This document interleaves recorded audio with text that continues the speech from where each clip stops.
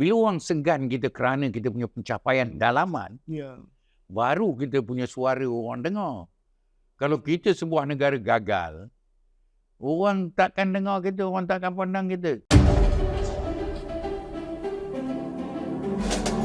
Okay, Assalamualaikum, selamat pagi. Saya Rizal Hamdan daripada program Pondok Siasah. Pada hari ini kita membawakan sesi podcast, sesi bual bicara dengan seorang negarawan bekas Menteri Luar, ya, pernah juga selain itu Menteri Dalam Negeri dan merupakan orang lama, ya, veteran dalam landscape politik Malaysia.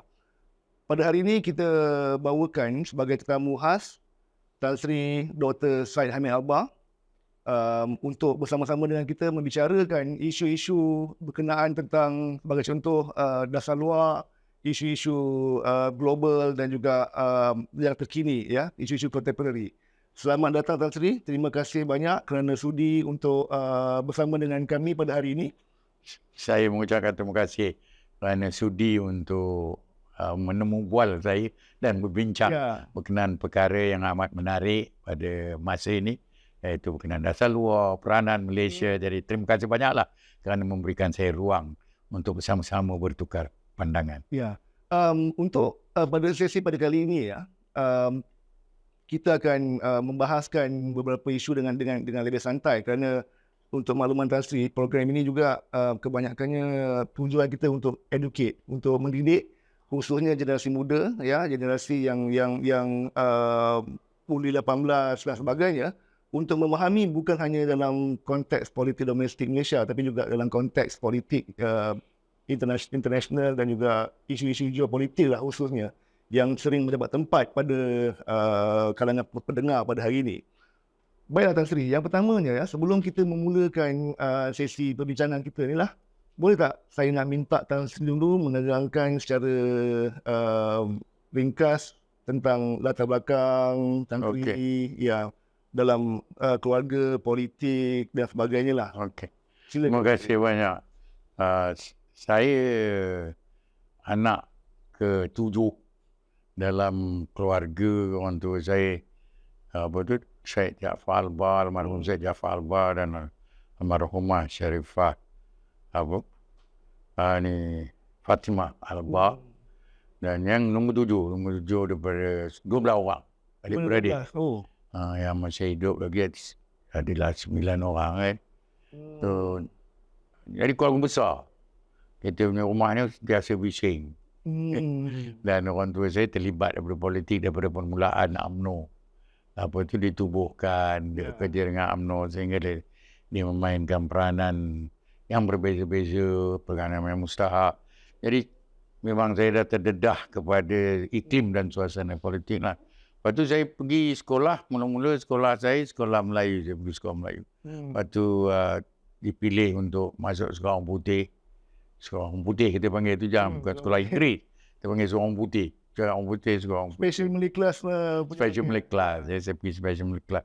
Pasal masa saya dipilih untuk pergi ke Maktab Melayu, mak saya tak kasih pergi asrama. Jadi saya pergi Special Malay Class kat Johor lah, kat Bukit Zahra. Lepas tu saya pindah bila Merdeka. Allah yarhamah tu, saya pindah ke KL. UMNO pun pindah ke KL. Jadi kita semua pindah sini, masuk sekolah kat sini. Daripada sekolah kampung pergi pada sekolah bandar lah, mak. Mula-mula sekolah mana di KL? Saya di KL mula-mula primary saya pergi Batu Road School. Lepas tu bila kita jadi sekolah secondary, mula-mula sekolah Maxwell. Lepas tu saya sekolah MBS. Maxwell School lah, Maxwell School.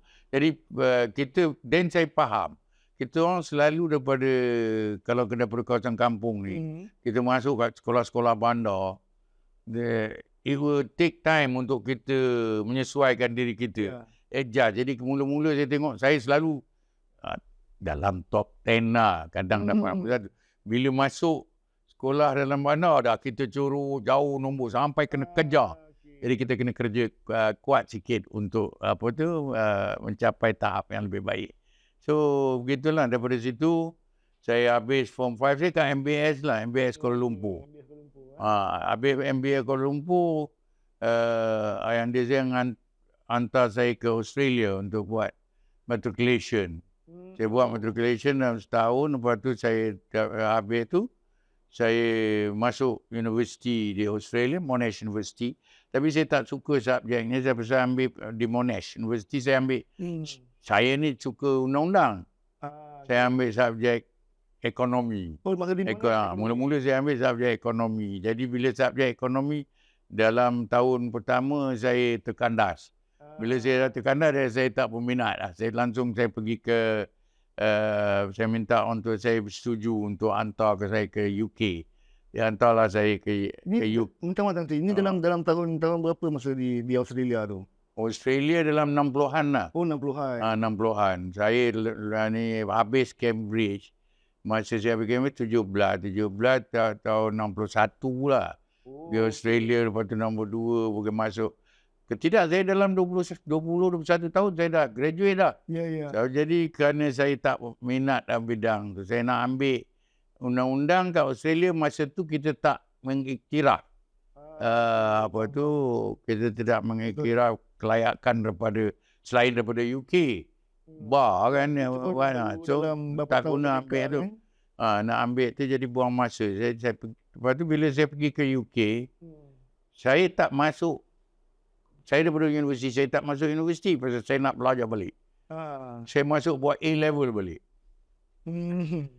Bila saya ambil A-level, saya ambil bidang ekonomi pasal saya lebih familiar, jadi senang, saya cepat lulus. Saya ambil ekonomi, saya ambil sejarah ekonomi, lepas tu saya ambil perlembagaan. Lepas tu satu lagi subjek yang saya tambah untuk saya mengukuhkan diri saya.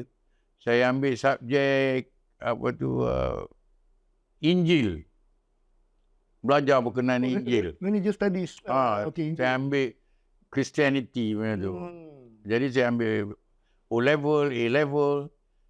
Dari dalam 7-8 bulan saya lulus lah semua. Pasal saya ada background. Ada background ekonomi, ada sejarah, ada. Saya memang kuat dalam bidang sejarah lah. Kalau matriculation saya pun, bila saya ambil modern history, saya dapat second class honour. Memang minat saya lah sejarah. Sudah. Dah ada asas. So, dalam setahun macam tu, saya masuk buat bar. Saya ada ambil di Middle Temple, UK. Middle Temple. Middle Temple. Selalu orang Malaysia masuk Lincoln Inn. Saya ambil Middle Temple. Lepas tu masa saya buat tu, saya buat dua sekali. Saya buat LLB external, bar dekat Inns of Court. Jadi bila saya dah lulus Inns of Court punya, saya tak habiskan saya punya LLB pasal kelayakan saya dah pun diiktiraf kan. Sebagai profesional, saya tak ambil. Saya menyesal lah sekarang. Kerana tak pasal saya dah tiba ke tahap LLB tu ke final year. Saya tak di hujung dah. Saya tak ambil final year. Jadi nak buat apa saya ambil? Saya dah ada kelayakan profesional kan. Jadi tak perlu. Tapi sekarang orang kelulusan ni tak boleh buat. Apa tu Inns of Court bar tanpa you mempunyai degree universiti LLB dulu. So tapi saya ambil lah. Alhamdulillah. Saya balik terus. Dalam tahun berapa tu Tan Sri masa tu kau boleh tahu? Itu saya buat dalam tahun 68, 9, 70 saya dah dapat kelayakan balik dan saya bekerja terus dengan Jabatan Perundangan dan Kehakiman. Lepas tu masuk sekejap dekat AG Chamber, lepas tu pergi langsung menjadi magistrate, lepas tu jadi Presiden Mahkamah. Jadi tapi gaji kecil dah. Jadi saya dah kahwin itu jam kan. Saya kahwin masa saya student. Saya fikir orang tua saya takut saya kahwin orang putih ke. Dia kahwinkan saya, dia cari saya punya isteri. Saya tak kenal pun isteri saya. Dia pilih kesianlah perempuan. Dia tak kenal lagi. Jadi kita belajar untuk kenal antara satu sama lain masa kita dah kahwin. Apa yang Tan Sri, maksudnya selepas dalam perkhidmatan awam selama beberapa tahun tu kan, apa yang bila dan apa yang menjadi titik tolak untuk Tan Sri menyertai dalam politik? Saya yang sebenarnya daripada masuk perkhidmatan awam, saya lepas tu saya punya minat dalam bidang korporat. Oh, Jadi saya masuk bidang korporat daripada tahun 74 sampai 86 bila saya diminta untuk bertanding pilihan raya. Saya 15 tahun dalam perbankan dan keuangan. Saya pernah jadi ketua eksekutif, saya pernah jadi general, dan saya pernah bekerja di Bahrain, bekerja di London dalam bank semua. Tapi maksudnya ketika tu pun sudah ada serta dalam parti kan? Tak ada. Oh, tak, memang tak ada. Saya hanya student politik. Saya kat London. Saya student aktivis, saya presiden Kesatuan Melayu. United Kingdom. Kesatuan Melayu United Kingdom ni lebih tua daripada UMNO. Ya. So saya presiden 2 kali kat situ.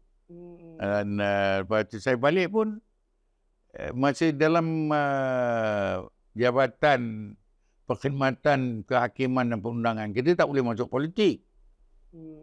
Jadi saya tak masuk politik. Masa dalam bank baru saya mula masuk masuk politik, masuk jadi ahli parti. Dan jadi macam tu dia yang sebenarnya satu evolusi. Masuk slowly dan saya tidak mengejar jawatan pasal saya dapat ada kerja selesa. Kan saya punya kerja alhamdulillah. Tapi saya menentukan bahawa jawatan saya dalam parti politik tidak bertembung dengan saya punya tanggungjawab dalam jawatan saya perbankan dan keuangan kan. Dan keuangan pasal ini adalah satu tugas yang melibatkan amanah, integriti, urus takbir. Jadi saya alhamdulillah lah saya dapat pisahkan saya punya tanggungjawab dalam politik dan tanggungjawab saya dalam kerjaya saya.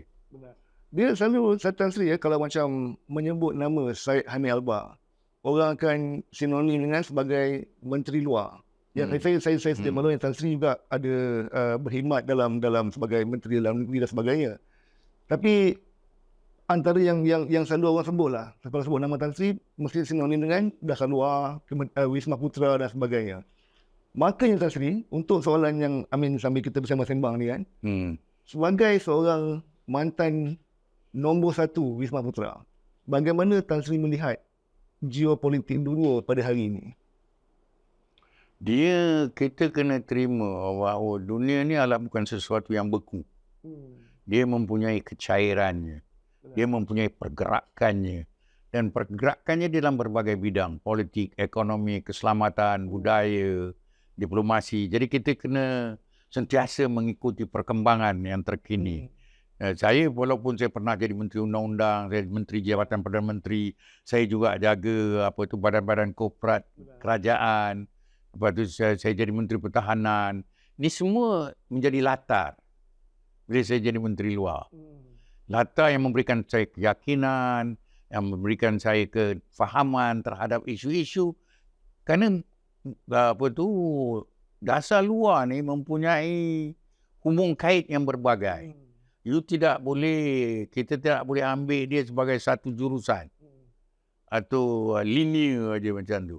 Dia mempunyai multi level, berperingkat dan berbagai. Jadi kena menyesuaikan ini. Dan menteri luar tu memberikan saya kepuasan yang amat sangat kerana dia memaksa saya untuk terus sentiasa mengikuti perkembangan dalam semua bidang. Pasal kita jadi jurucakap kerajaan, walaupun ada MITI, ada benda-benda, kita jadi jurucakap kerajaan untuk menjelaskan dasar-dasar. Orang akan tanya Kementerian Luar, apa yang PM cakap? Pasal kita ni hanya pelaksana dasar, penggerak kepada dasar. Menteri Luar ni orang nombor 1 Perdana Menteri lah kan. Ya, betul. Tapi kita ni yang penting orang yang menafsirkan. Ya. Orang yang mempunyai pergerakan untuk berhubung. Sama ada di peringkat diplomat, di peringkat menteri, rakan sejawat kita atau di peringkat lain. Jadi dengan itu saya paling lama Menteri Luar sebab tu orang kaitkan saya 10 tahun. 10 tahun masih kan? Jadi lama saya dalam Menteri Luar. Jadi dan masa saya pula Malaysia ni masa zaman Dr. Mahathir, dia buat keputusan ekonomi penting, politik ni Oleh kerana dasar luar ni selalu berhubung dengan politik antarabangsa ataupun politik rantau. Jadi, tapi Dr. Mahathir nak menentukan bahawa Malaysia ni duduk di tengah-tengah pergolakan dunia dalam bidang ekonomi.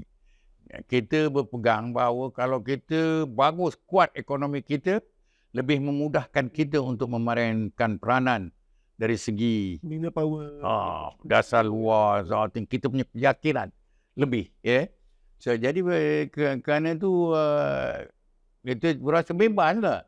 Kita tak pasti, because dalam Kementerian Luar, negeri-negeri kecil ni, macam kita sentiasa ditekan oleh kuasa pertengahan, oleh kuasa besar, kuasa-kuasa yang mempunyai kekuatan ekonomi. Jadi tekan. Kita ni, Malaysia ni, macam Dr. Mahathir lah, dia mempunyai sikap tak mau dibuli. Bila dia bagi kita ruang yang begitu bebas, dia sendiri lantang. Jadi kita pun boleh bercakap lantang. Ekonomi kita bagus, politik kita stabil. Jadi kita tahu bahawa kita di backup oleh negara kita.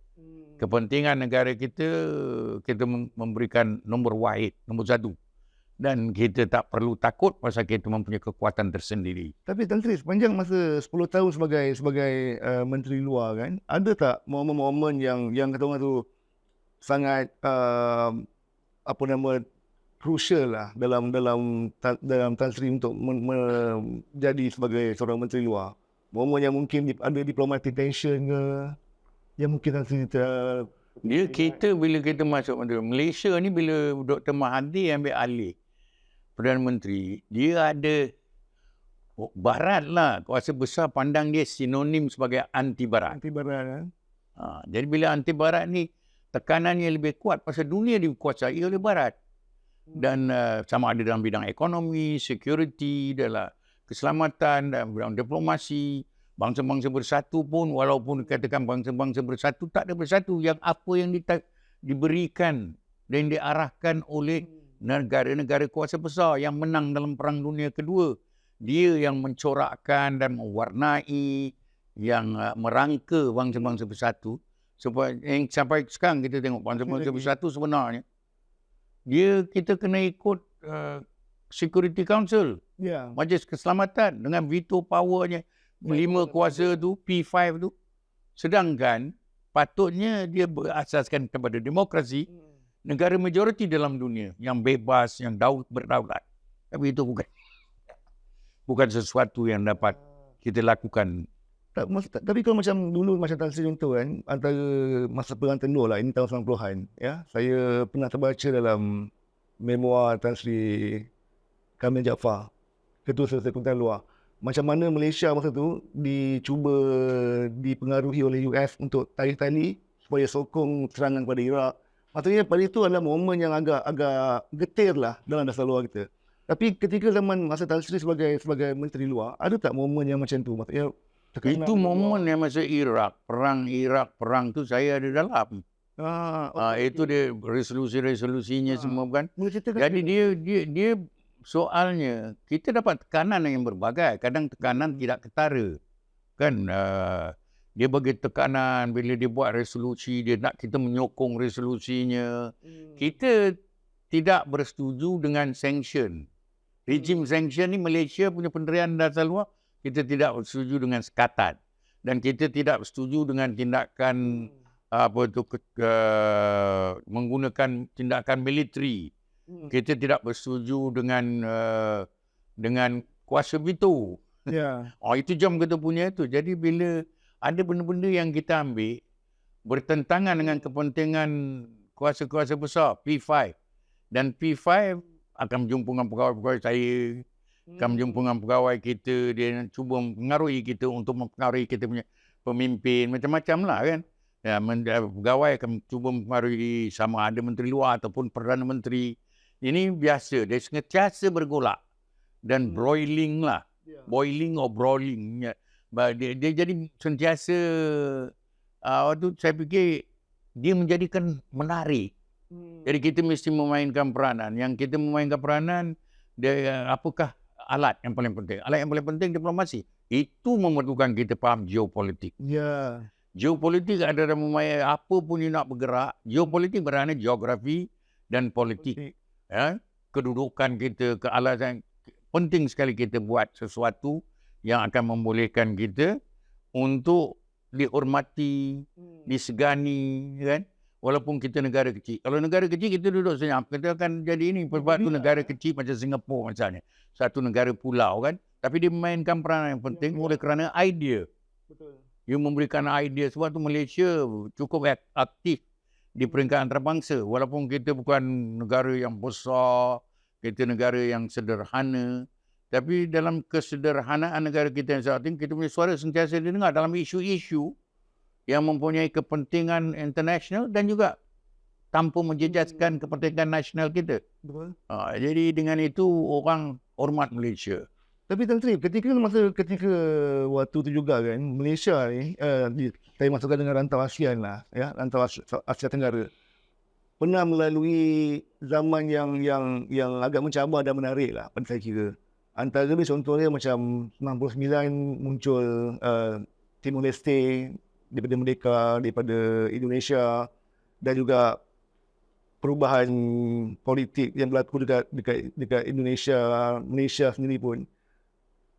Jadi saya punya, apa yang ingin saya tanya lah Tan Sri, macam mana Tan Sri melihat lah, domestik politik punya dinamik ni mempengaruhi objektif ataupun orientasi dasar luar sebuah negara, khususnya macam Malaysia lah. Banyak orang ingat bahawa dasar luar ni dia terapung dengan bersendirian. Tidak. Dia kedudukan kita di peringkat domestik memainkan peranan yang amat besar. Sama ada kita sedar atau kita tidak sedar. Pasal kalau orang tengok misalnya, kita mahu menjadi negara bebas, negara yang berdaulat, dapat menerjemahkan kedaulatannya dalam bentuk kebebasan kita bersuara di peringkat rantau dan antarabangsa. Dia penting kita punya politik mesti stabil. Penting ekonomi kita mesti berkembang. Penting pembangunan ekonomi kita pesat membangun dan ini. Dan Malaysia, bila orang segan kita kerana kita punya pencapaian dalaman, baru kita punya suara orang dengar. Kalau kita sebuah negara gagal, orang takkan dengar kita, orang takkan pandang kita. So, hanya kita ini adalah, dalam bahasa Inggeris saya kata, peranan Menteri Luar ialah untuk trajectory of what the country is domestically. Walaupun soal dasar luar ni tak menarik minat orang dalam negeri. Dia ingat ini adalah pemain kumpulan-kumpulan elita, pemain. Jadi sebab itu perkara itu tidak nampak dibincang atau didiskus. Tapi masa kini dah berubah. Dan landscape dunia sudah berubah, geopolitik dunia sudah berubah. Dan saya fikir peranan social media amat penting. Dan sekarang soal yang antarabangsa dan rantau sudah menjadi dekat kepada kita, lebih dekat daripada domestik. Betul. Jadi dia di masa yang sama, orang akan, saya fikir, pandang pada kita, bergantung banyak kepada kedudukan kita domestically. Kalau macam Tan Sri dalam pengalaman sepanjang, saya kira dah pernah maksud Tan Sri jadi ahli UMNO dan sebagainya, zaman Tunku pun masih dah jadi ahli kan. Ada tak Tan Sri lihat kan, sebagai seorang orang lama dalam politik, setiap Perdana Menteri ini mempunyai perbezaan orientasi dia dan berubah daripada satu masa ke satu masa. Ataupun kita kekal dengan apa dia panggil change in continuity. Saya fikir dia dasar luar ni banyak dipengaruhi oleh personality of Perdana Menteri. Idiosinkrasi kan? Dia ada orang panggil idiosinkrasi. Saya fikir saya tak suka panggil idiosinkrasi. Ini selalu dipanggil oleh Barat, penulis Barat, academician Barat. Saya fikir sebenarnya semua kalau yang dipanggil idiosinkrasi semua, kalau kita kajikan secara mendalam, sebenarnya kepentingan nasional. Kepentingan nasional bukan statik. Dia tidak beku dan keras. Dan dasar luar tidak boleh ditulis. Cannot be carved in stone. Dia tidak boleh. Dia mesti bergerak. Mengikut geopolitik dunia, mengikut pergerakan masa. Jadi tiap-tiap Perdana Menteri mempunyai bukan perbezaan yang besar tetapi cara dan kaedah. Dr. Macam Tun Razak, macam Tengku lah, ambil daripada Tengku. Tu jam kita baru jadi sebuah negara merdeka. Kita tidak ada saya fikir pengalaman berkenaan dasar luar. Kita tidak ada peranan daripada interaksi selain daripada sejarah punya itulah. Kita punya sebagai negara perdagangan oleh itu kita dari segi dasar luar kita atau hubungan antarabangsa kita sentiasa terdorong oleh Barat. Lebih-lebih lagi Inggeris. Kita ikut apa dia buat, kita ikut. Apa dia buat, kita ikut. Jadi ini bila kita dah makin matang, then kita sebab tak berubah. Daripada zaman Tun Razak kita kata lebih baik kita neutral. Kita nak berkawan dengan semua orang. Kita tak payah kita berkecuali. Tapi berkecuali dalam participative berkecuali, non-aligned, tapi kita mengambil bahagian dalam semua. Dan kita boleh berkawan dengan semua orang. Dan asalkan dia tidak mengganggu kepentingan nasional kita. Jadi betul Razak, dia kita berubah kepada not pro-western but more of orang panggil dia sebagai non-aligned, independent policy, non-equidistant dalam bahasa teknikalnya. Kita ambil jadi bebaslah kita. Kita adakan hubungan diplomasi dengan negara komunis, negara sosialis, negara ini jadi dan kita kadang boleh buat komen-komen yang menyentuh negara barat. Kalau dulu kita segan untuk menyentuh kita, pasal kita boleh membaca berbeza daripada kita dulu. Lepas tu habis Dr. Mahathir pula dia nak banyak sangat politik kita di peringkat antarabangsa, sedangkan kepentingan kita ekonomi. Dia tubuhkan MITI, dia jadikan MITI lebih bukan Kementerian Perdagangan kan dulu, Ministry of Industry kan. Dia buat MITI, lepas tu Kementerian Luar also. Kita daripada peranan politik kita juga diperlukan untuk memainkan peranan dalam bidang ekonomi. Jadi dia punya pendekatan more ekonomi. First time saya fikir dalam ni akhirnya negara-negara lain pun mengikut. Bila Dr. Mahathir dia nak menentukan kita punya ekspor banyak. Kita punya perdagangan banyak, investment banyak. You tak boleh nampak anti barat. Kalau you nak investment you kena berbaik. Jadi kita berbaik sedang kita berbaik tapi kita tegas. Kita berbaik, kita tegas. Kerana kita adakan dasar dalaman. Kita punya dasar pelaburan menggalakkan pelabur-pelabur asing untuk datang ke negara kita. Dan kita punya persekitaran kita adalah persekitaran yang mesra dengan orang luar, dengan pelaburan luar. Jadi dia banyak balancing dari ekonomi. Dia first time macam saya kata, first time bila dia pergi luar negeri, dia bawa pegawai-pegawai kerajaan yang tertinggi, dia ada delegasi dan bawa orang bisnes. Ini ada baik dan ada buruknya lah. You see bila you dah start campurkan bisnes dengan awam, dia ada kadang pertembungan kepentingan. Ada soal-soal good governance, soal integrity. Civil servant pun dah mainkan peranan dia, tak duduk tempat-tempat dia sendiri, dia dah duduk dengan orang-orang bisnes. Dia bercampur pun dengan, jadi berbeza bila Dr. Mahathir ambil dan dia tegas. Mengambil peranan United Nations, kita bising kat ini, kita bising, kita masuk dengan 6, kita masuk berkembang dengan OIC, kita nak ini semua.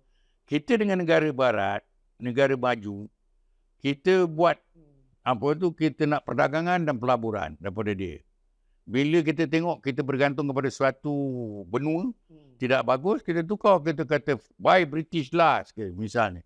Lepas tu dengan ASEAN pula, kita tahu ASEAN adalah satu pertumbuhan yang 600 juta dari pasaran yang amat besar. Kita kata prosper thy neighbor. Kalau kita punya jiran kita kaya, senang, kita punya ekspor boleh berkembang juga. Jadi dengan negara membangun, kita juga tengok, Malaysia ni dah diiktiraf sebagai negara berjaya. Negara Islam pun mengiktiraf Malaysia sebagai berjaya. Walaupun dikatakan negara Islam, tapi berjaya untuk tidak menolak pemodenan, tidak menolak pembangunan. Kita punya dasar-dasar Islam pun nampak sederhana. Dia punya tu. Jadi dengan kita mengambil main peranan macam tu, dia memudahkan untuk orang memberikan sanjungan kepada kita. So, dengan negara membangun, banyak kita bagi Malaysian Technical Cooperation Program. Kita membantu secara teknikal, membantu untuk ini. Macam even Timor Leste yang satu masa ingat kita bukan kawan dia kan kita baik dengan Indonesia. Akhirnya untuk menubuhkan dia punya kementerian luar, dia minta kita tolong. Dan saya hantar kita punya KSU untuk mendraftkan bagaimana nak menubuhkan kementerian ini. Apa kan ni? Dan kita hantar polis kita untuk latih dia punya itu, kita bagi ini. Jadi dengan negara di Afrika pun sama, kita adakan langkawi dialog untuk panggil dia supaya kita bertukar fikiran, supaya kita tidak mempunyai mentaliti setelah dijajah masih dijajah kita punya pemikiran. So saya fikir itu penting. Dan itu daripada ini, lepas tu bila kita punya berasaskan pada 3, kita nak kita punya dasar luar. 1 bebas, 1 berdaulat, nombor 3-nya pragmatik. Konsisten ni, macam dasar kita terhadap apartheid, konsisten. Dasar kita terhadap Palestin, konsisten, tak bertukar. Siapa pun Perdana Menteri, tak bertukar. Penekanannya yang mungkin berbeza-beza kan, mengikut suasana geopolitik dunia dan lain-lain. Jadi itu adalah sesuatu saya fikir yang kita boleh bangga. Sebab tu kita punya demokrasi ni bukan ala bukan ala Westminster. Tapi kita apa yang sesuai untuk kita, budaya kita ambil. Jangan kita nak diikut terus apa barat bagus. Kita sesuaikan dengan suasana, iklim dan budaya kita. Jadi dengan itu kita berani. Dan bila Pak Lam dia continue Mahathir punya policy dan tujuan banyak tekanan kepada Islam. Seolah Islam dengan terorisme dijadikan sinonim. So Pak Lam memperkenalkan Islam Hadari Nasionalis untuk menunjukkan bahawa Islam ni banyak elemen-elemen kesederhanaannya, elemen yang bertamadun, mempunyai asas tamadun. Itu begitu. Dan Najib pula dia bawa pula movement of moderation, kesederhanaan. Anwar pula bawa Madani. Mahyudin lain pula. Mahyudin dengan Ismail Sabri dia punya term terlampau singkat untuk mempunyai impak dan kesan yang menyeluruh kepada dasar dua negara. Saya nak bercerita Tan Sri, maksudnya ketika masa berlaku September 11, Tan Sri masa tu dah jadi Menteri Luar kan. Boleh ceritakan sedikit Tan Sri, masa tu apa tekanan yang kita tangkis? Saya punya pengalaman berkenaan September 11 ni actually dia ada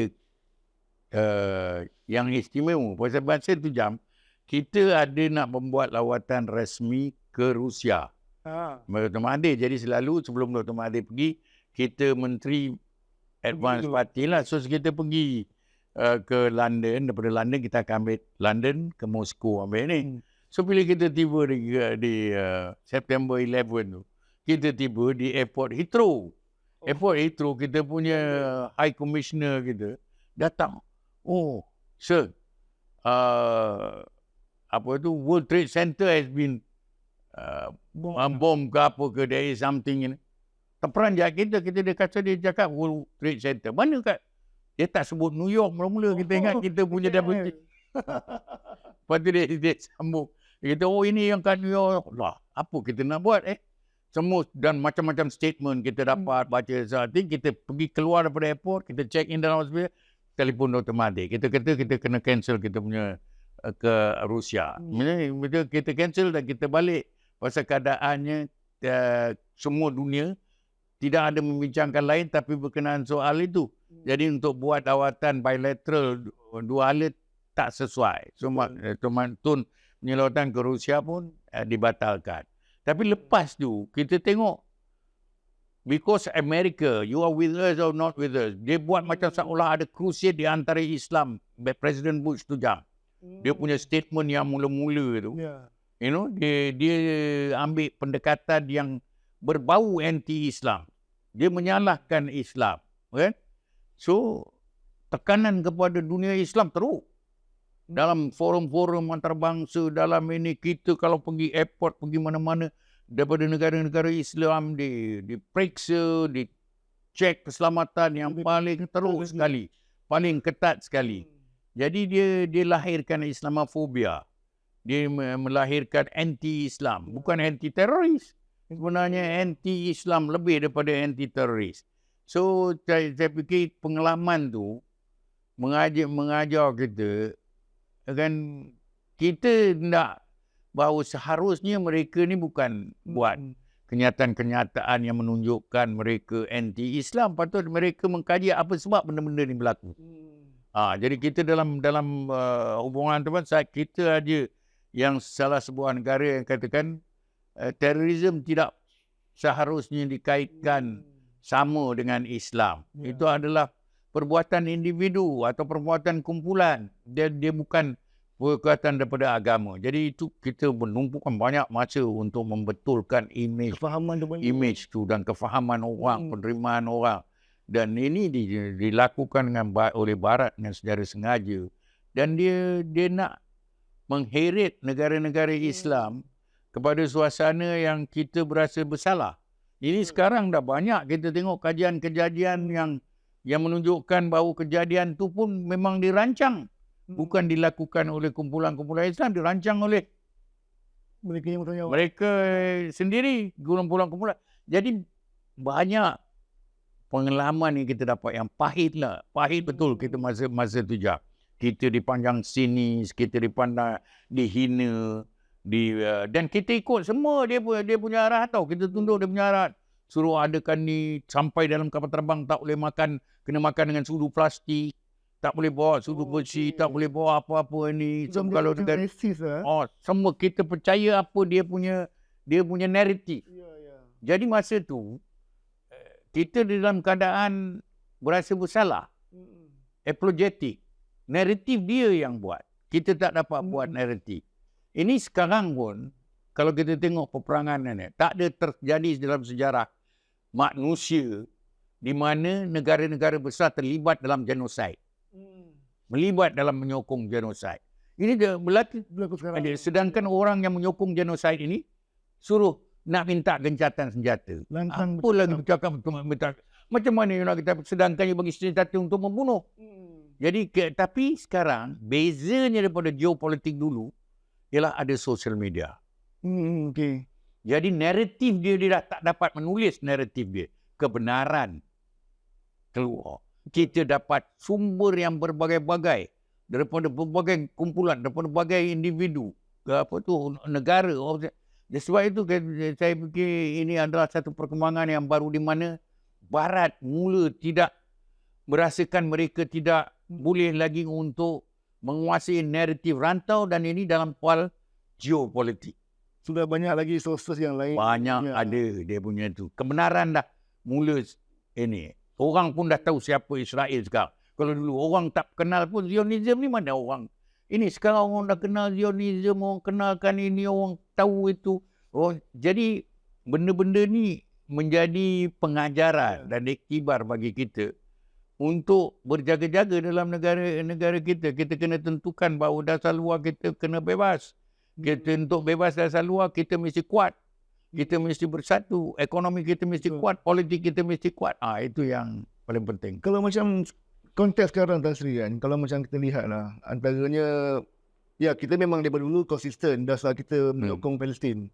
Tapi bila macam dalam konteks kerajaan di bawah pimpinan Datuk Seri Anwar sekarang, pertama, buat polisi tidak membenarkan kapal-kapal milik Israel ataupun flag bound kepada Israel untuk singgah di pelabuhan kita, kan?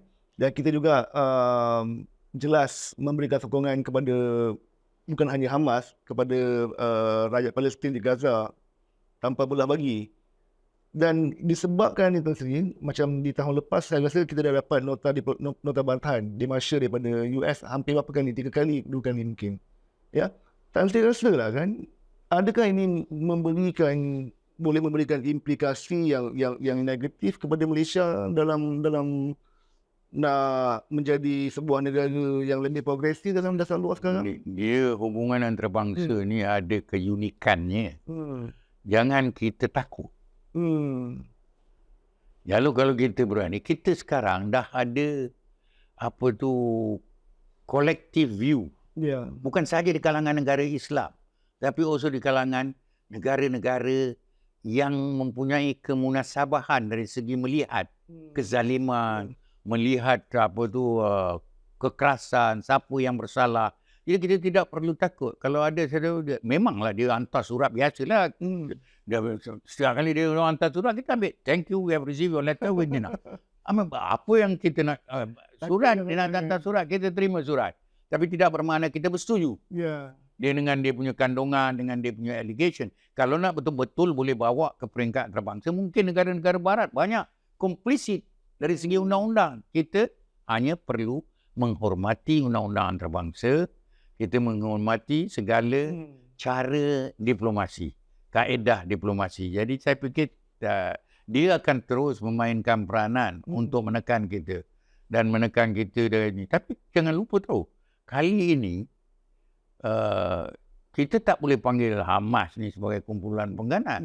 Pasal yang dia adalah resistant movement. Banyak negara dia resistant pasal dia negara yang dikuasai, yang ditakluk, yang dijajah, yang appetite pula. International Court of Justice dah kata appetite. Dia yang sebenarnya negara teroris. Jadi mana-mana negara atau kumpulan yang menyokong Israel adalah teroris. Bukan kita lagi. The narrative has changed. The ball is not on their feet. It's on our feet. We must kick the ball right untuk kita pergi dan mendapat persoalan. Jadi kita perlu berbangga dengan kita punya. Tapi mesti kita kena tunjuk bahawa kita tidak ada dua pendapat dalam hal-hal antarabangsa yang melibatkan kepentingan negara, kehormatan negara, kedaulatan negara, maruah negara. Mungkin kita sama kita ada yang kita tak setuju, tapi di masa yang sama, kita kena bersetuju dalam hal-hal yang saya panggil as negara. National interest. Ya. Betul apa ni Tan Sri kan? Satu lagi yang mungkinlah ramai orang di luar nak tahu, khususnya tentang kemasukan kita kepada BRIC, ya, kumpulan BRIC pada kemungkinan tahun depan. Jadi adakah langkah ni satu langkah yang bagus untuk dalam arti kata memperbagaikan rakan dalam perdagangan dan sebagainya, ataupun ini merupakan orang lihat mungkin langkah kerajaan yang agak berbahaya, mengundang kemarahan daripada negara-negara macam Amerika, G7 countries. Apa pendapat tentang isu kemasukan kita ke BRIC? Saya fikir kita tidak lagi boleh menggunakan tempat rujukan kita kepada satu rantau dan satu negara. Kita mesti mempunyai apa yang terbaik untuk Malaysia. Ada ke orang fikir yang boikot ni boleh berkesan? Sebelum ni tak pernah. Ni sekarang boikot ini sudah menjadi berkesan di seluruh dunia yang menyebabkan kehancuran banyak. Betul. Ekonomi, kehancuran syarikat-syarikat, penutupan syarikat. Jadi bermakna kita tidak boleh bertindak secara individu. Kita kena bertindak secara kolektif. Kita kena cari kawan. Kita kena cari kawan. Tidak boleh menjadi kawan tradisi kita aja. Kalau kawan tradisi kita tidak memihak kepada kepentingan kita. Jadi saya fikir BRIC ni adalah bila perang Ukraine terjadi, bila kita tengok cara Amerika yang mengamalkan politik hegemony and dominion, mula runtuh dan ada kuasa-kuasa besar lain yang cuba menyayangi, dan lebih banyak lagi rantau-rantau pusat-pusat kuasa bertumbuh, kan? Jadi kita mesti mengambil peluang. Tapi kita kena kaji apa khabar, kita kena itemize, kita kena, saya fikir, internalize kita punya kepentingan. Kalau kepentingan kita BRIC tu, memberikan peluang untuk negara-negara ini tidak perlu dollarize their economy. Kita punya, the dollarization of the economy started with the petrol. Saudi memberikan Amerika, walaupun pada masa itu negara barat sudah tidak mampu untuk mereka hidup dengan semata-mata bukan ada dukungan daripada emas ataupun daripada perak, tapi dengan melalui mencetak wang kertas yang tidak mempunyai nilai apa. Jadi saya fikir cara berfikir, kita tak nak habis penjajahan yang secara timbul penjajahan cara baru yang Soekarno pada satu masa dulu panggil neokolonialisme. Kita tak nak penjajahan pemikiran kita. Kita nak kita bebas. Jadi saya fikir tindakan kita walaupun berhati-hati, ada orang kata mungkin kita tak boleh patut ini. Saya fikir ada baiknya. Tapi kita tak nak bermusuh dengan siapa-siapa. Kita dengan Amerika kita ada kepentingan. Kita akan berbaik dengan apa? Berbaik dengan China tak bermakna kita musuh Amerika musuh kita. Jadi saya fikir kita nak mengajar negara-negara barat bahawa negara-negara sekarang mempunyai dia punya aliran yang tersendiri. Ya, banyak. Dia banyak yang ni, dia kena ikut tu. Dia tidak boleh lagi dictate. Kita nak itu yang saya gunakan perkataan naratif kita. Betul. Mesti berubah mengikut kepentingan. Kalau kita nak terjemahkan madani lah kepada apa yang kita nak buat tu, saya fikir ini sejajar dengan madani. Kalau ada bermakna kita nak bebas, kita nak ada ihsan, kita nak ada compassion, at the same time kita nak tentukan bahawa ketamadunan itu tidak ditentukan oleh sesuatu rantau atau sesuatu negara. Kita berkongsi dan ini nampaknya perkongsiannya lebih selesa dalam BRICS. Di antara negara-negara BRICS kita tengok, dan ini membolehkan tiap-tiap negara menggunakan dia punya mata wang sendiri untuk the method of payment dan sebagainya. Jadi saya fikir alternatif ni bagus. Pasal kita dulu tak ada alternatif. Betul. Masa zaman Perang Dingin, kalau kita ingat, ada Eastern Bloc, Communist Bloc dengan Western Bloc kan. Itu pun menjadikan kita ada pilihan. Bila kita tak ada pilihan, Amerika unilateral power tak bagus juga. Bilateral pun kita tertekan. Bila dia punya multipolar ni, kita nak multipolar sekarang, ada sub-multipolar. Jadi dia memberikan kita lebih banyak ruang untuk kita berkembang, bertindak bebas. Kita boleh menterjemahkan lebih baiklah kepentingan nasional kita. Tiap-tiap kali kita tengok. Tapi jangan berasa takutlah. Saya fikir kuasa negara-negara barat mendominasi ekonomi over, military is over. Dia dah banyak kuasa-kuasa lain yang sudah timbul, yang lebih realistik, yang lebih mengiktiraf peranan yang perlu dimainkan oleh semua negara sebagai masyarakat antarabangsa. Macam Tan Sri sebutkan tadi tentang macam mana pentingnya rantau Asia Tenggara lah sebagai tempat kita kan, ASEAN. Tahun depan Malaysia akan merupakan chairman ASEAN lah kan. Dan saya rasakan tahun 2005 masa Tan Sri sebagai Menteri Luar, Malaysia juga menjadi chairman ASEAN pada waktu itu ya. Ada tak mungkin Tan Sri boleh, kalau diberikan peluang lah nak bagi pandangan kepada kerajaan pada hari ini, apa yang perlu boleh dibuat untuk sebagai chairman ASEAN pada tahun akan datang berbanding dengan peluang-peluang sebelum ni yang kita mungkin tak dapat lakukan lah. Ni mengurusi ASEAN ni tak lama kan. Hanya setahun aja. Jadi nak buat sesuatu yang yang mempunyai impact besar kadang-kadang susah kan. Tapi saya fikir tiap-tiap zaman, tiap-tiap era mempunyai dia punya tuntutan yang berbeza. Untuk saya bagi nasihat, kerajaan lebih pakar dalam bidang ini. Tapi saya fikir kita kena tumpukan apa dia yang kita kena kenal pasti. Sekarang ialah zaman politik of identity. Geopolitik sudah berubah, nasionalisme kuat.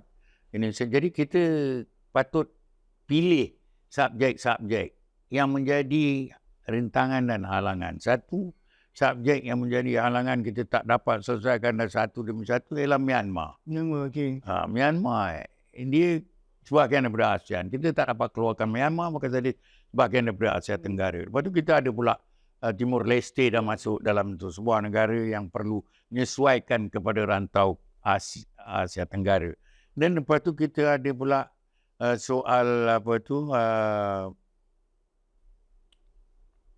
Laut Cina Selatan. ASEAN ni, masalah ASEAN, dia kurang mempunyai pegangan kolektif dalam isu-isu yang melibatkan politik atau geopolitik. Dia banyak melihat kepada individu.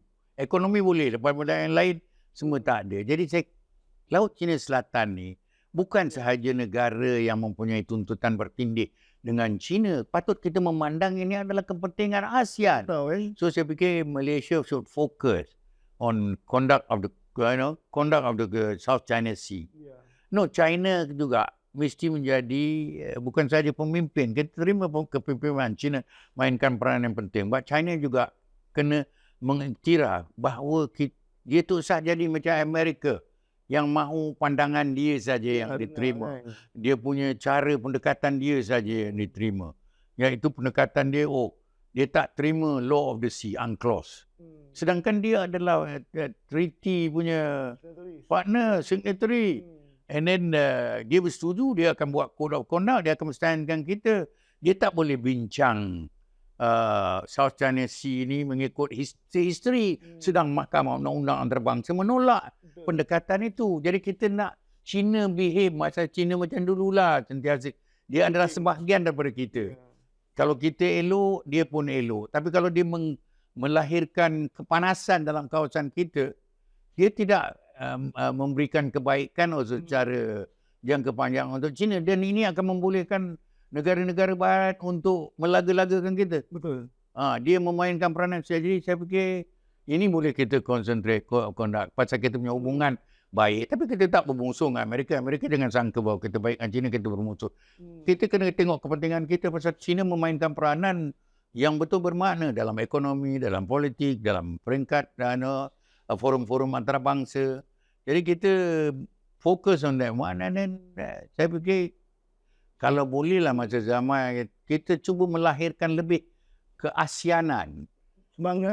Sebagai ASEAN 650 juta penduduk. Kita patut mempunyai collective position dalam banyak hal yang akan menguntungkan kita. Saya percaya Anwar dengan dia punya hubungan yang baik di peringkat antarabangsa sama ada dengan barat ataupun dengan timur atau dengan negara Islam, dia patut menyerlahkan kepimpinan dia itulah dalam bidang tu. Tan Sri, satu yang saya nak tanya lagi berkenaan tentang, saya rasa isu ni memang daripada zaman dahulu lagi tak pernah selesai lah, isu pelarian di kawasan Asia Tenggara ni. Kalau macam dulu kita pernah accommodate boat people di Vietnam, ya. Dan saya rasa tahun 2005 adalah batch yang terakhir keluar daripada Malaysia pada waktu tu untuk pergi ke negara seterusnya. Okey, kalau saya nak minta pendapat Tan Sri lah berkenaan tentang isu pelarian, khususnya macam Rohingya dan sebagainya. Dia sekarang ni, kalau tak silap, kita dah hosting hampir 100,000 something. Ya, dan sedikit sebanyak dia menimbulkan kegelisahan orang ramai lah yang minta kerajaan untuk selesaikan isu ni dengan baik supaya tidak ada masalah timbul dan sebagainya lah. Selain itu Tan Sri selain pada isu pelarian, saya nak tanya juga pendapat Tan Sri lah pasal isu macam yang sekarang ni stateless, ya, anak-anak yang lahir dalam Malaysia dan tidak mendapat kewarganegaraan. Mungkin ramai yang tak lihat benda ni sebagai satu benda yang penting, tetapi dalam jangka masa panjang dia akan menimbulkan isu dalam negara lah. Jadi apa pendapat Tan Sri kalau macam nak menyelesaikan kan isu-isu macam ni? Kita kena ada persetujuan di peringkat ASEAN berkenaan pelarian. Dalam hal Malaysia, dia menjadi sulit pasal kita melihat orang-orang yang tidak mempunyai dokumen semua sebagai pendatang haram atau pendatang tanpa izin. Sedangkan kalau kita tengok Vietnam ni melalui United Nations. Kita selesaikan United Nations dan dia adalah orang yang negara dia iktiraf sebagai rakyat.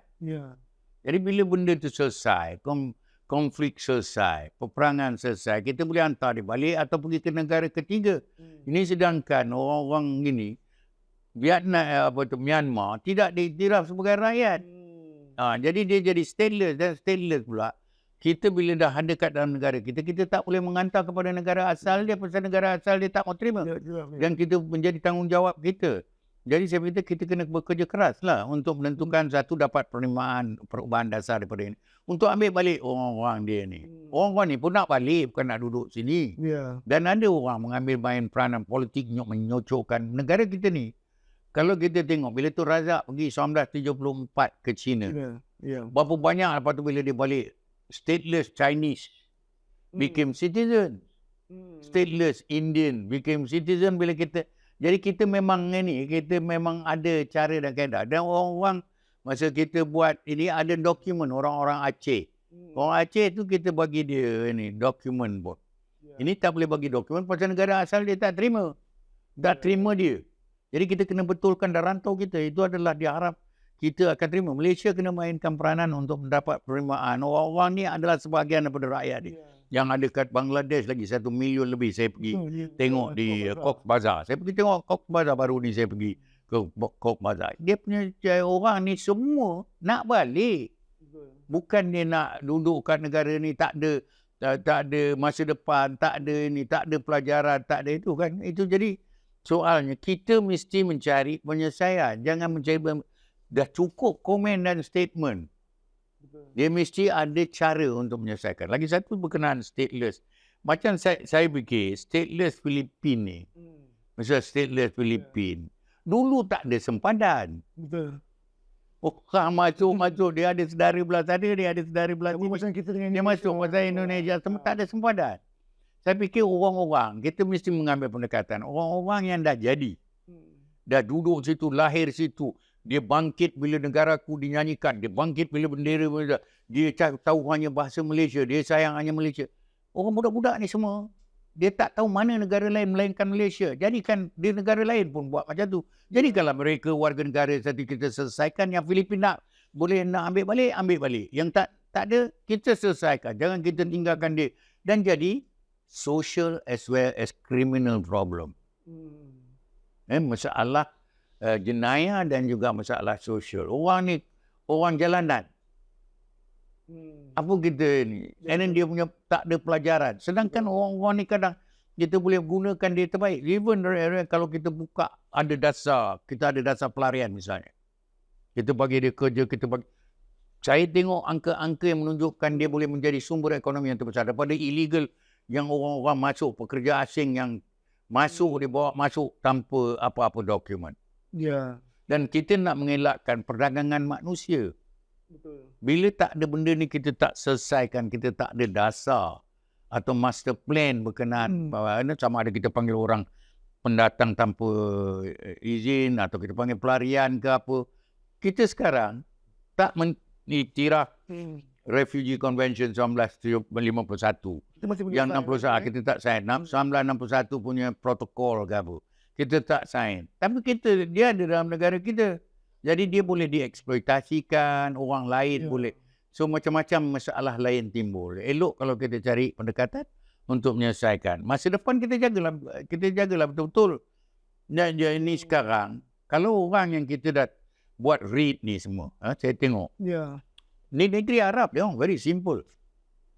Dia kat UAE dia ambil, dia tangkap, orang tu dia hantar pulang. Tapi Rohingya yang nak hantar pulang tak boleh. Pasal dia negara dia tak iktiraf. Dia sebagai ni. So dia ada problem. Lepas tu kita kena ada Malaysia ni. Saya punya pengalaman. Saya bukan faham sangat. Tapi pengalaman saya. Kita banyak undang-undang. Dan undang-undang yang sedia ada mencukupi untuk mentadbir mengurus. Tata kelola yang baik dengan integritinya. Tapi pelaksanaan lah kita kena jaga. Kita kena tegas dalam pelaksanaan. Orang yang kita tangkap, dia masuk illegal. Sama ada kat airport kita ni. Terus masuk ke jail, bawa ke mahkamah, hantar pulang terus. Yang orang ada negara ada ni hantar balik. Sama ada di Cameron Highland ke mana-mana. Ni orang-orang dah lah haram dia datang ke negara kita. Dia pula boleh ada tanah, ada ini, ada itu. Dia ada macam-macam. Ini saya fikir kita kena tegas dalam segi pelaksanaan untuk ini. Tok Sah dapati mereka bersalah. Terus hantar dia balik. Ada negara, hantar balik. Kita bekerjalah dengan dia punya kedutaan. Pasal tiap-tiap kedutaan itu bertanggungjawab kepada rakyat dia. Okey, kita dah hampir 1 jam berbual dengan Tan Sri. Tapi ada satu topik yang masih lagi belum tersentuh. Tentang Malaysia dalam dunia Islam sekarang lah. Ya, sekarang kalau kita lihat macam yalah sudah ada riak-riak nak berlaku. Dan kita harapkan tidak terjadi lah macam Perang Dunia Ketiga dan sebagainya. Tetapi dengan berlanjutan krisis di antara Israel, Iran, Palestin dan sebagainya, kita bimbang. Ya, kita bimbang dia akan menimbulkan satu peperangan yang lebih dahsyat lah. Jadi kan kalau sekarang ni orang banyak melihat yang Malaysia menjadi suara kepada dunia Islam yang lebih, maksudnya negara yang moderate, negara yang progresif dalam mewakili suara Islam di peringkat global lah. Sebagai macam pendapatan Sri kan, apa yang boleh kita buat lah untuk mungkin membersihkan imej Islam bahawa sebenarnya kita satu manusia yang cinta dan kedamaian sudah semestinya. Tapi dalam peringkat antarabangsa Tan Sri, macam mana peranan Malaysia dalam OIC khususnya untuk memberikan pandangan lah macam mungkin tidak menyelesaikan tapi sedikit sebanyak diffuse the tension di Middle East khususnya. Satu yang paling penting sekali, kita kena menerima bahawa Malaysia boleh jadi pemudah cara. Ya, kita mediator yang bagus. Facilitator. Ya, facilitator. Kita boleh jadi facilitator oleh kerana kita tidak berkepentingan. Itu penting. Kita mesti tidak berkepentingan sama ada di Timur Tengah. Nombor dua, kalau dalam OIC ni kita kena terima bahawa OIC ni bukan organisasi negara Arab. Negara Arab punya organisasi adalah Arab League. Ya, Arab League. Jadi dia mesti diantarabangsakan Islam tu. Betul. Dan negara-negara Islam yang penting kena memainkan peranan. Nombor tiganya, negara-negara Islam mesti mempunyai pandangan politik yang kolektif. Jangan kita ambil pandangan politik yang sectarian. Ya. Apa yang saya maksudkan? Ialah, kalau kita tengok dalam ayat Quran pun, bila kita disuruh celebrate kejayaan Rom ke atas Parsi itu jam. Kerana Parsi negara yang tidak mempunyai tauhid masa itu. Sedangkan negara Kristian dianggap pada masa itu ada tauhid. Dan dia sama dengan kita bila ada tauhid. So jadi bermakna kita kena tengok kepentingan kolektif kita. Dan masing-masing negara Islam sekarang, dia tak nak mainkan peranan. Jadi Malaysia mungkin boleh ke tengah lebih banyak punya itu, pasal kita punya ekonomi pun berkembang bagus. Yeah. Kita banyak yang kita top, banyak orang dah datang kat sini, kita dalam microchip kita number one, macam-macam kita boleh buat. Tapi kita kena kendurkan politik domestik kita lah. Jadi orang boleh dengar kita. Kalau domestik politik kita nampak berkecamuk, betul, susah juga. Jadi kita kena ni, pasal orang ada kehormatan. Nak ambil tindakan. Nak ambil. Tapi bukan semua tindakan jenayah. Ni politik. You kena pisahkan politik daripada undang-undang. Undang-undang. Politik. Jangan ini. Dan ini nampak orang Islam tak bersatu. Ada negara Islam yang terlibat untuk menyokong Israel untuk dalam peperangan ni. Jordan juga. Saya tak nak sebut mana-mana negara. Tapi dia menunjukkan ini. Pada saya yang pentingnya ialah kita kena ada agenda kita. Di sini saya fikir Malaysia boleh bermain. Apa agenda kita? Kalau kita bercakap berkenaan Madani, apa Madani? Apa maksud Madani? Kita tengok kalau kita baca daripada sama ada Al-Farabi atau Malik bin Nabi. Ya. Semua ini adalah Islam. Jangan cuba pisahkan Islam dan politik. Because dalam Islam memang terkandung siasatnya. Tapi kita itu partisan politik, kita tak apalah. Tapi saya fikir Malaysia ni, kita tak menggunakan nama baik kita untuk negara lain pula yang cuba ni kan. Dia tak boleh, pasal dia orang ni semua ada kepentingan. Dia akan dilihat ada kepentingan. Kita kalau pergi, kita nak ini, kita nak itu. Jadi saya fikir ada ruang lah untuk kita terpulang kepada pimpinan kita. Saya ni orang pencen lain. Tapi Tan Sri, memang kita mempunyai tradisi sebagai facilitator yang bagus. Facilitator. Kita ada track record. Betul. Kita buat masa di Selatan Siam, kita buat di Filipina yang berjaya. Kita orang hormat pasal kita memainkan peranan tak ini. Yeah. Tapi kita tak boleh sama kita juga berperang. Betul, kalau macam Nama- kita berperang sama kita, Kalau kita ni orang kata, you nak mengajar kita ni lah. Dia macam inilah pepatah ketam lah kan. kita mengajar nak jalan. Mana boleh, dia tak boleh. So kita kena tunjukkan bahawa kita ni, I think this is the best time. Untuk Masa untuk itu. Pasal saya tengok daripada segi ramalan, daripada segi ekonomi, kita banyak yang isu-isu dalaman yang kita perlu selesaikan dah tak patut menjadi polemik. Kita selesaikan isu dalaman, peringkat antarabangsa kita ada peranan. Kita memang ada track record diplomasi. Kita nak merdeka pun kita gunakan diplomasi, kita nak apa-apa pun kita guna diplomasi. Orang pandang cari Malaysia untuk diplomasi. Jadi hidupkan balik itu. Okey, Tan Sri, sebelum kita mengakhiri sesi pada hari ini kan, kita nak minta satu pesanan Tan Sri lah kepada pendengar di luar sana, khususnya anak muda. Ya, anak muda tentang bagaimana mereka semua ni perlu bersatu padu dalam nak memastikan negara Malaysia muncul sebagai sebuah negara yang global player berbanding dengan selalu bergaduh menyebabkan kita terpecah dan kita tak ada masa untuk melihat dalam konteks luar. Silakan Tan Sri, pesanan kepada anak muda. Dia masa depan negara dan masa depan rantau dan politik antarabangsa banyak bergantung kepada orang muda. Pasal dunia ni, majoriti penduduknya orang muda. Jadi kita nak melahirkan orang muda yang bukan terdidik dengan demonstrasi. Orang muda yang terdidik dengan ilmu. Orang muda yang mengikut perkembangan ekonomi, perkembangan geopolitik, geoekonomi, geostrategi. Dan kita dapat menguasai dunia digital. Pasal now dunia digital, semuanya di dalam penguasaan jari dan kita punya jari kita. Saya nak apa pun dalam beberapa second aja pun saya dah boleh dapat dengan adanya AI ni. Jadi orang muda mesti kena Menguasai. be informed. Bukan, dia jangan dia tak, ini bukan bidang saya.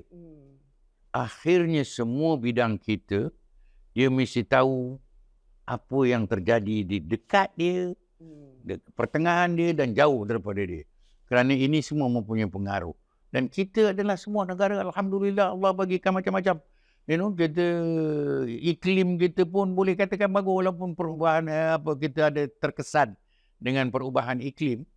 Tapi kita mainkanlah peranan untuk concentrate untuk mencari yang kedudukan kita di mana orang akan kenal kita semula. Image kita dapat kita bangunkan. Dia bergantung pada anak muda. Anak muda jangan mengikut membabi buta. Kerana dia ada sekarang. Dia boleh kuasa. Through the digital age ni dia boleh kuasa everything. So saya fikir gunakanlah manfaat dan kemudahan-kemudahan yang ada pada masa ini untuk membawa kesan-kesan positif. Kalau ikutkan penonton, kita mempunyai banyak lagi pertanyaan yang mungkin nak ditanyakan kepada Tan Sri lah sambil berbincang kan. Tapi disebabkan oleh kekangan masa, saya rasa kita boleh akan adakan sesi yang lain Tan Sri jikalau Tan Sri ada di lapangan. Oleh itu saya sekali lagi daripada bagi pihak Pondok Siasah mengucapkan terima kasih kepada Tan Sri Dr. Syed Hamid Albar di atas kesudian untuk bersama-sama dalam sesi kita berbual ini ya, dan banyak info yang dan juga ilmu yang telah kita dapat sepanjang daripada sesi ini yang hampir 1 jam. Terima kasih lagi Tan Sri ya, dan terima kasih banyak kepada para penonton. Jumpa lagi sehingga pada sesi yang seterusnya. Assalamualaikum warahmatullahi taala wabarakatuh. Terima kasih kepada Pondok Siasah.